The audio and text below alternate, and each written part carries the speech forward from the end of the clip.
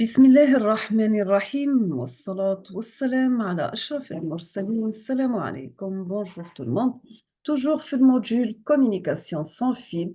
Je vais commencer la vidéo par ce webinaire sur la connectivité sans fil avec les différentes applications. Donc, je vous laisse avec la vidéo. Après, on passe au cours.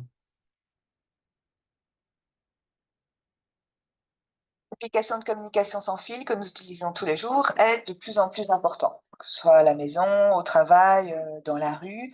Il est vrai que leurs avantages sont nombreux, aussi par rapport à d'autres solutions filaires, que ce soit en termes de mobilité, c'est assez simple de pouvoir placer, déplacer des objets connectés, mais aussi en termes de flexibilité.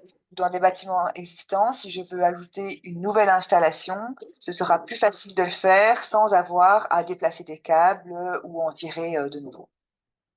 Les entreprises de construction et de manière plus large, l'ensemble du secteur de la construction est directement concerné par cette question de la communication sans fil, et ce pour les différents stades de la vie d'un bâtiment. Au début, au niveau de la phase de conception d'un bâtiment, que ce soit au niveau des architectes ou des bureaux d'études, qui vont essayer d'assurer une bonne connectivité au sein du bâtiment. Ensuite, au niveau de la phase de construction sur chantier, pour assurer une bonne communication au sein de l'équipe de chantier, mais aussi pour pouvoir utiliser les nouveaux outils de mise en œuvre qui existent. Et enfin, dans le bâtiment existant, ou même au niveau dans vos bureaux de l'entreprise, vous serez aussi peut-être parfois amené à avoir des problèmes de connectivité ou de mauvaise connexion. Voici quelques exemples de systèmes de communication sans fil dans et autour du bâtiment. Tout d'abord, nous avons des systèmes de contrôle d'accès. Ensuite, des systèmes de commande d'installation technique, par exemple pour les installations de chauffage via des thermostats sans fil, ou en bas à gauche pour la commande de l'installation d'éclairage. Nous avons également aussi à côté des systèmes de commande de fenêtres de toit. Une autre catégorie concerne la géolocalisation et les systèmes de navigation intérieure, que ce soit pour le client lui-même ou au niveau du management, pour un suivi de l'occupation de l'espace par les clients ou par le personnel. Et enfin, un autre exemple consiste au monitoring des conditions météorologiques. Voici maintenant quelques exemples d'applications de communication sans fil appliquées au chantier. Donc tout d'abord, des systèmes de vidéosurveillance où on va pouvoir sécuriser et surveiller le site dans son ensemble à distance. Ensuite, tous les systèmes de géolocalisation qui sont, eux, destinés au suivi du matériel, donc plus du site dans son ensemble, mais à la surveillance de matériel spécifique, souvent plus onéreux, et qui va permettre de limiter les risques de vol ou de perte. Ensuite, nous avons toutes les applications qui concernent le monitoring via des capteurs, par exemple pour le suivi à distance de la prise de béton. Enfin, toutes les applications qui permettent la mise en service des installations techniques, que ce soit au niveau de l'éclairage, du chauffage, du refroidissement, et qu'on appelle souvent commissioning.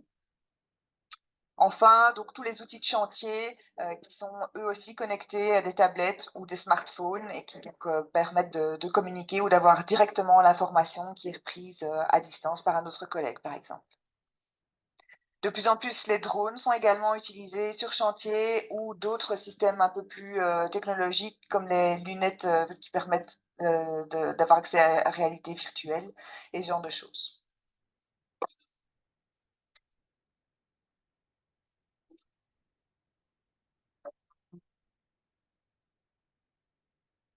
Un grand nombre de protocoles de communication sans fil existent. Les plus connus sont la 4G, dans le futur la 5G, le Bluetooth, le LoRaWAN, le Wi-Fi bien entendu.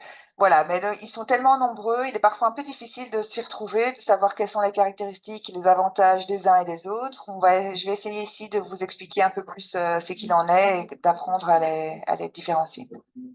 Tout d'abord, en quoi consistent finalement ces systèmes de communication sans fil?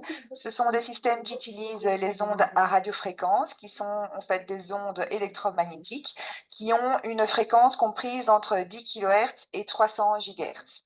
D'autres exemples de systèmes qui utilisent les radiofréquences sont tout simplement par exemple la radio, qui utilise des fréquences de l'ordre de quelques dizaines de mégahertz, ou un routeur Wi-Fi, ou la 4G qui utilise des fréquences aux alentours de 2 GHz et demi. Et puis nous avons également les micro-ondes qui utilisent également les radiofréquences. Pour chacune de ces fréquences correspond une longueur d'onde et donc pour les ondes à radiofréquence, on se situe au niveau des longueurs d'onde entre quelques kilomètres à quelques millimètres pour les micro-ondes. Ces différents types de communication sans fil se différencient pourtant des uns des autres. Ici, on les a cartographiés en fonction de deux caractéristiques. D'une part, le flux de données en abscisse et d'autre part, la portée en ordonnée. Le flux de données correspond à la quantité de données que le système peut échanger par seconde, tandis que la portée, elle caractérise la distance entre deux antennes qui est nécessaire pour pouvoir assurer une couverture suffisante pour pouvoir communiquer. On voit qu'en fonction de ces deux caractéristiques, on peut catégoriser l'ensemble des protocoles de communication en différents groupes, que je vais essayer ici de vous expliquer par la suite. Une première catégorie que vous connaissez bien est la communication sans fil qu'on utilise avec nos smartphones, soit pour échanger des données, avoir accès à Internet, pour des applications ou tout simplement pour téléphoner. Donc, on constate qu'elle est en haut à droite, ce qui correspond à une longue portée, plusieurs kilomètres, et également un flux de données important, ce qui signifie qu'on peut échanger une grande quantité de données par seconde. Si on la compare à d'autres systèmes, on voit que par rapport au Wi-Fi, par exemple, quelque chose que vous connaissez aussi, le flux de données, donc la quantité de données échangées par seconde reste équivalent, mais par contre, on se retrouve avec des portées plus réduites de l'ordre de plusieurs dizaines de mètres. Vous constaterez qu'au niveau du Wi-Fi, il n'y a pas tellement d'autres systèmes de communication sans fil équivalents, ou du moins qui peut répondre à cette demande-là. Et effectivement, c'est le Wi-Fi qui est le plus répandu, ce qui n'est pas le cas des autres systèmes de protocole de communication, où on voit que, par exemple, pour des flux de données inférieurs, on a une offre qui est beaucoup plus répandue, avec beaucoup plus de choix de protocoles de communication différents. La question est de savoir, mais alors pourquoi on n'utilise pas que le Wi-Fi, étant donné que celui-ci permet un grand échange de flux de données et que la portée est équivalente à ce que proposent d'autres systèmes. Et on verra que ces autres systèmes ont d'autres avantages qui sont tout aussi pertinents. Le principal avantage réside dans la consommation d'énergie qui est nécessaire pour pouvoir faire cet échange de données. Plus le flux de données possible est important, plus cela va nécessiter une consommation d'énergie qui est importante également. Or, ce n'est pas tout le temps nécessaire. Par exemple, les capteurs qui mesurent la température ou l'humidité relative vont avoir une quantité de données relativement limitée et ne vont donc pas avoir nécessairement besoin d'un système Wi-Fi, ce qui n'est pas le cas des différents systèmes de vidéosurveillance, par exemple, qui vont, eux, devoir échanger des plus grosses quantités de données via, par exemple, des vidéos qui auront une haute résolution. Dans notre graphique, en dessous,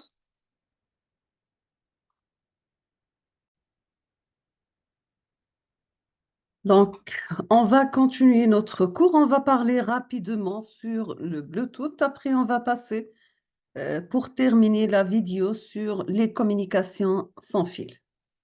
Pour le Bluetooth, c'est la norme I3E 802.15.1. Bluetooth, c'est une évolution du port série. Afin de relier des périphériques à un ordinateur, le port serré ou bien le RS-232 fut inventé dans les années 60. Il a été énormément utilisé, donc il est encore présent jusqu'aujourd'hui sur les cartes mères, notamment pour relier les claviers et les souris. Le Bluetooth, c'est une évolution de ce port USB, mais sans fil. Le Bluetooth se traduit en anglais par dent bleue, qui était le surnom du roi danois Harald 910-986, qui unifia la Suède et la Norvège et introduisait le créationisme dans les pays scandinaves. Pourquoi une référence à une personnalité scandinave pour cette technologie? Tout simplement parce que le Bluetooth a été inventé par l'entreprise suédoise Ericsson en 1994. Quelles sont ses caractéristiques? Nous avons le monde sans fil, utilise deux concepts bien distincts. Nous avons la technologie ERDA, principale concurrente du Bluetooth, utilise les rayons lumineux pour les transmissions de données infrarouges. Elle est utilisée par exemple pour les télécommandes et certains téléphones portables. Principal inconvénient, les infrarouges ne peuvent traverser les objets et les appareils reliés doivent donc être en contact visuel. La technologie Bluetooth utilise les ondes radio, les bandes de fréquence de 2,4 GHz et permet à deux appareils situés dans deux pièces différentes de se relier.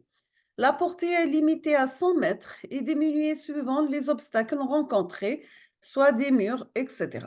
Quelle est les normes pour Bluetooth?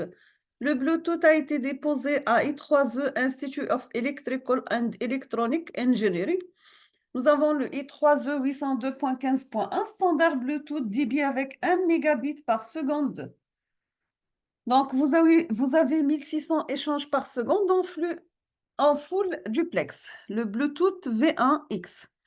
Le I3E 802.15.2, ses recommandations pour l'utilisation de la bande de fréquence des 2,4 GHz, pas encore validées. Nous avons aussi le I3E 802.15.3, standard en cours de développement pour les hauts débits, plus de 20 MB par seconde. Le I3E 802.15.4, ce sont des standards en cours de développement pour le bas débit. Les protocoles Bluetooth, donc comme tout réseau, la technologie Bluetooth peut être décrite avec une notion de couche, mais son modèle est différent du modèle OSI. On parle de piles de couches. Donc, vous avez l'OSI, couche application, présentation, session, transport, réseau, liaison et physique. Et pour le Bluetooth, nous avons application, RF, communication, LE, CAP, HCI, Link Manager, Link Controller, Baseband et radio. La pile protocole, donc nous avons vers les hautes ou bien interface ou bien module. Pour mieux comprendre, on peut séparer la pile de protocole en deux, une couche physique appelée aussi module et la couche applicative aussi appelée hôte.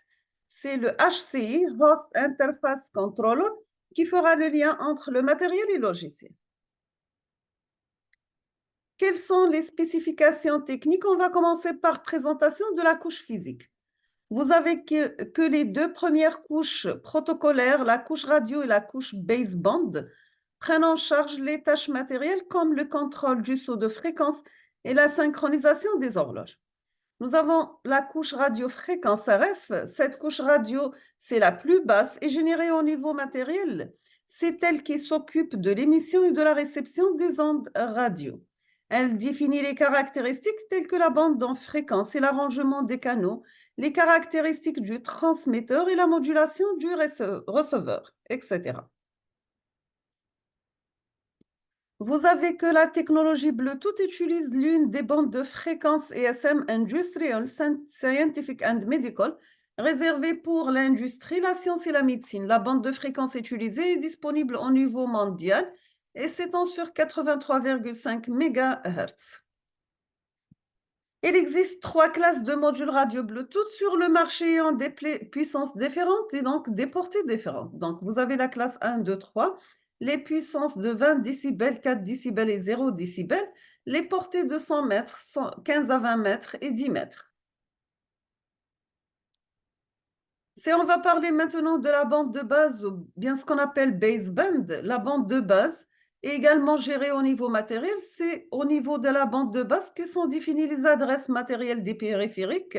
Donc, c'est l'équivalent de l'adresse MAC d'une carte réseau. Cette adresse est nommée BDADR, Bluetooth Device Address, codée sur 48 bits. On trouve le contrôleur de liaison, Link Controller. Cette couche gère la configuration et le contrôle de la liaison physique entre deux appareils. Nous avons le gestionnaire des liaisons, Link Manager. Donc, cette couche gère les liens entre les périphériques maîtres et esclaves dans les réseaux Bluetooth. Et il gère aussi les types de liaisons synchrones ou bien asynchrones. Pour l'interface de contrôle du hôte HCI, cette couche fournit une méthode uniforme pour accéder aux couches matérielles. Son rôle de séparation permet un développement indépendant du hardware, du software, et les protocoles de transport suivants sont supportés. Donc, vous avez USB, Universal Serial Bus, le PC Card, le RC232, le UART.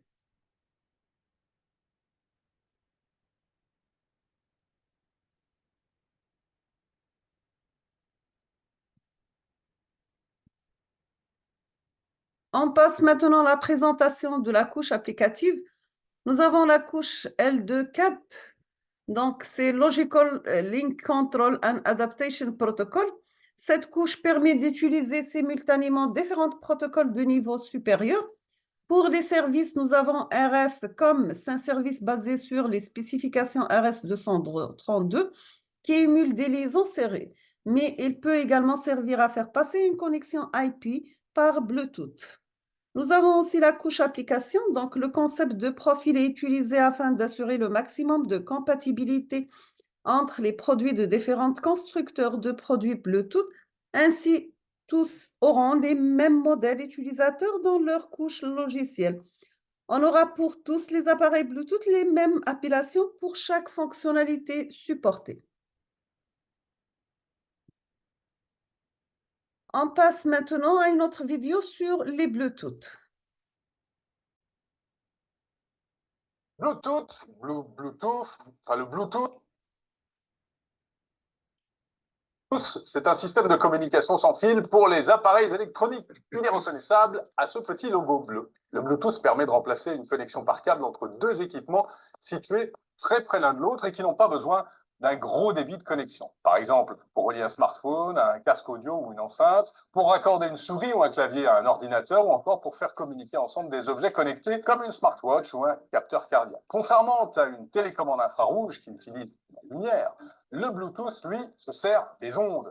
Donc, il n'est pas directionnel, pas besoin de le pointer dans une direction pour que ça marche. Le Bluetooth, d'où ça vient? C'est un mot qui veut dire dent bleue en anglais. C'est une référence à un roi danois, Harald à la dent bleue, le père de l'unification entre le Danemark et la Norvège. La norme Bluetooth a été initiée en 1994 par le fabricant de téléphones mobiles suédois Ericsson. Et depuis, c'est une norme qui n'a cessé d'évoluer. Version 1, 2, 3, 4... À chaque fois, elle s'améliore, meilleure portée, meilleure bande passante. Par exemple, le Bluetooth A2DP permet de faire passer du son stéréo de bonne qualité, ce qui n'était pas le cas au début. Le Bluetooth 4.0 Low Energy consomme moins d'énergie, ce qui permet d'économiser les batteries. Le Bluetooth 5.0 a fait son apparition en juin 2016. Il est 4 fois plus rapide, jusqu'à 4 mégabits par seconde, et il porte 2 fois plus loin, jusqu'à 200 mètres en théorie. Contrairement au Wi-Fi, le Bluetooth a une puissance d'émission très faible et un débit très limité. Alors, ce n'est pas l'idéal pour établir une connexion Internet, par exemple, même si c'est possible. Pour fonctionner en Bluetooth, deux appareils doivent d'abord être appairés une première fois. Il faut les marier. Ensuite, ils se connaissent et dès qu'on les rallume, eh bien, la connexion sans fil s'établit automatiquement. Bref, le Bluetooth, c'est vraiment pratique. Le seul problème pour nous Français, c'est que c'est pas facile à prononcer.